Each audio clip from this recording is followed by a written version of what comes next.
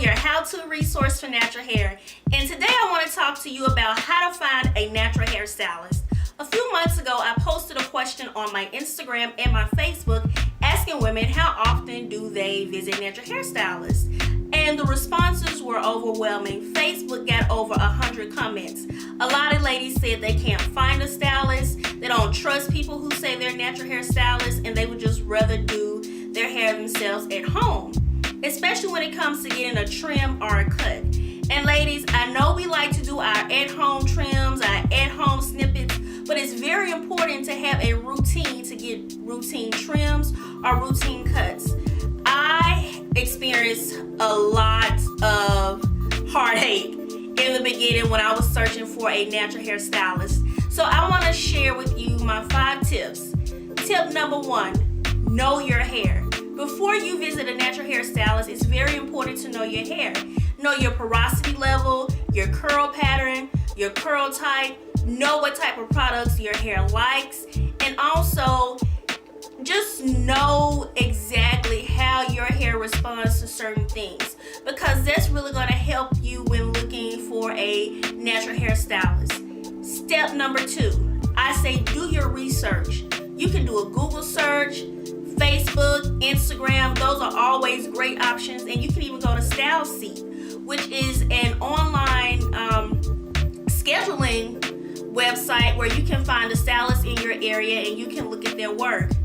Number 3, now you've done your research, but I would say research in depth, especially when it comes to Facebook and Instagram. So what do I mean when I say research in depth? It depends on what type of hairstyle you're looking for. So let's say you want a tapered hairstyle and you have the picture, you know what you want, you Google search, well not Google search, you Facebook search or you Instagram search natural hairstylist in your area. What I would say is to look at the pictures.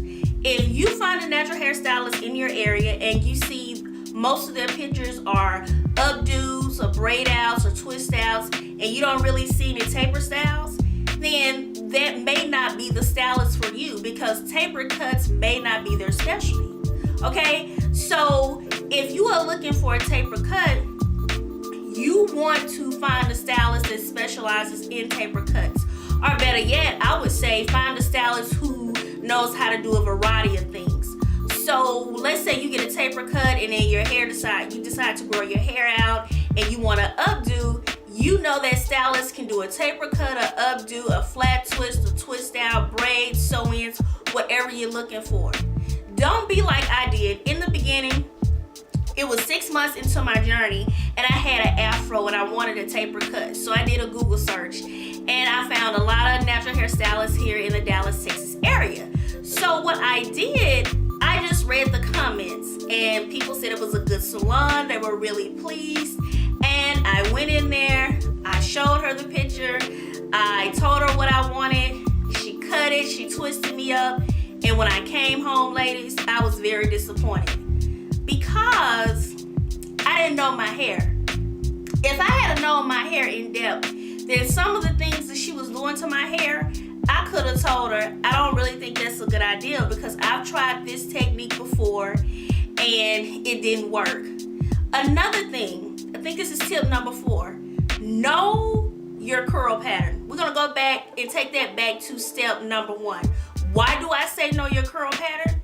This is what I mean. For example, when I wash my hair, I'm high porosity, I'm in the 4C family, and I don't have like a lot of curl definition. I mostly have curl definition in the back here where my hair is wet.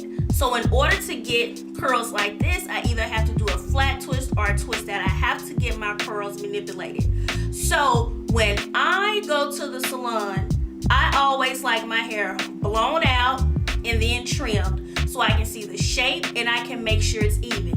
Now I know some stylists say you don't have to have your hair blown out.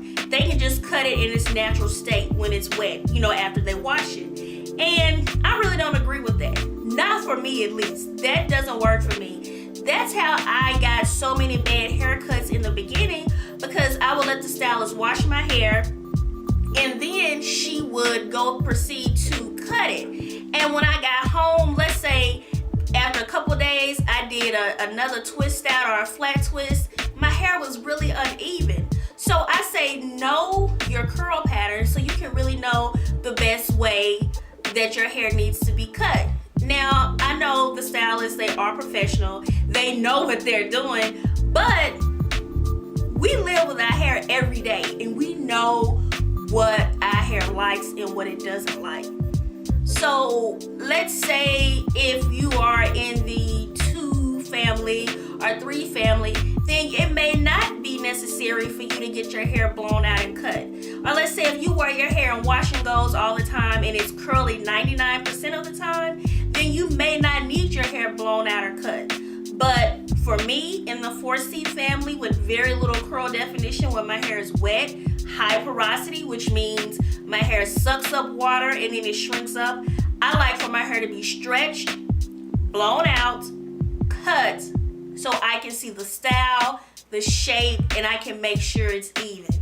Another thing, ladies, tip number 5. I think this is tip number 5, yeah. Tip number 5. Let's say you see someone out at the grocery store, at the mall, or somebody you follow on Facebook or social media, and they've gotten a fresh cut that you like. Reach out to that person. Ask them, who was the stylist that cut your hair? What did you like about that stylist? If you're concerned with getting your hair cut wet or dry, ask that person, did you get your hair cut wet or dry? When I posted my picture a couple weeks ago of this new cut, someone reached out to me and they said, Nicole, how did you get your hair cut? Was it blown out or was it wet? And I told them it was blown out. I'm very, very serious about getting my hair blown out to get it cut. You know what? Let me tell you another story. I think it was sometime last year or the year before, I saw someone who had a really, really good cut. I mean, it was a super dope cut, right? And so I said, hey, who did you go to? Who's the stylist? So she gave me that stylist information. I called the stylist. I told her what I wanted. And I told her before I went up there, I said, do you mind washing my hair, blowing it out, and then trimming it? She said, no problem. So I decided the night before to go ahead and twist my hair, go into the salon with my hair, with my twist out, so she could see the style that I like to wear my hair in. So I go in, I sit in the chair, and she goes, oh, I can just shape up your hair like this. Now, ladies, my gut was telling me not to let her do it, but I trusted her. She was a stylist, and I let her do it. She went in and she was pulling and snipping and shaped my hair up. It was amazing. So when I walked out of the salon, you know, when you get a new haircut, it's mandatory to go somewhere so everybody can see it. So I went around grocery shopping. I had to do a little shopping, and I got a lot of compliments. So I came home and I was like, wow, this is a really good cut. But here's where it was not a good cut. That night, when I got ready to twist my hair, it was, I don't know, it just wasn't it. I had long pieces, short pieces, uneven pieces, because she cut it like this, which means she was just pulling pieces of hair and shaping it up. Guys, I was so disappointed. I wasn't disappointed in necessarily the cut. I was disappointed because I didn't follow my gut, because I know how my hair operates.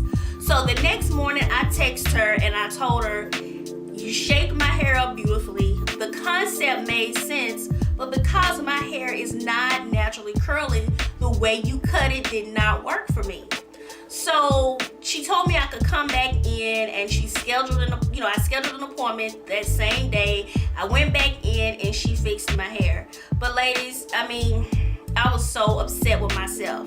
So ladies, after that experience, I told myself, Nicole, next time you go to a new stylist, you're gonna ask them, how do they like to cut? Is it wet or dry?